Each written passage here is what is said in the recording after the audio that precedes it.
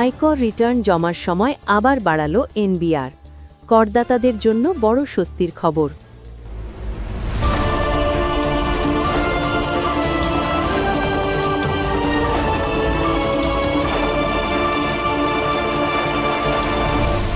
Channel CB.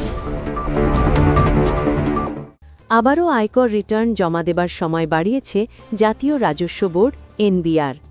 2025-26 অর্থবছরের আয়কর return দাখিলের সময় আরও 1 মাস বাড়ানো হয়েছে। বৃহস্পতিবার এই সংক্রান্ত বিশেষ আদেশ জারি করে এনবিআর। এর ফলে ব্যক্তি শ্রেণীর করদাতারা আগামী 28 ফেব্রুয়ারি পর্যন্ত কোনো জরিমানা ছাড়াই আয়কর রিটার্ন জমা দিতে পারবেন।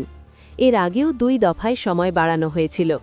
সাধারণত প্রতি বছর 30 নভেম্বর রিটার্ন জমার শেষ সময় হলেও বাস্তবে প্রায় প্রতি বছরই সময় বাড়ানো হয়।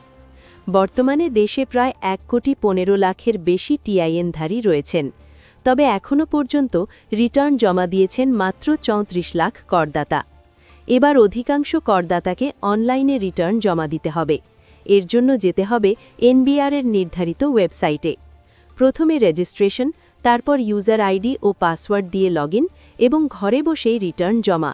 ভালো খবর হলো কোনো কাগজপত্র আপলোড করতে হবে না। অনলাইনে কর পরিশোধ করা যাবে ব্যাংক, বিকাশ, নগদ, রকেট বা কার্ডের মাধ্যমে। তবে ভবিষ্যতে যাচাইয়ের জন্য কাগজপত্র সংরক্ষণ করে রাখতে হবে। তাই এখনই দেরি না করে অনলাইনে রিটার্ন জমা দিন এবং ঝামেলা ছাড়াই দায়িত্ব শেষ করুন।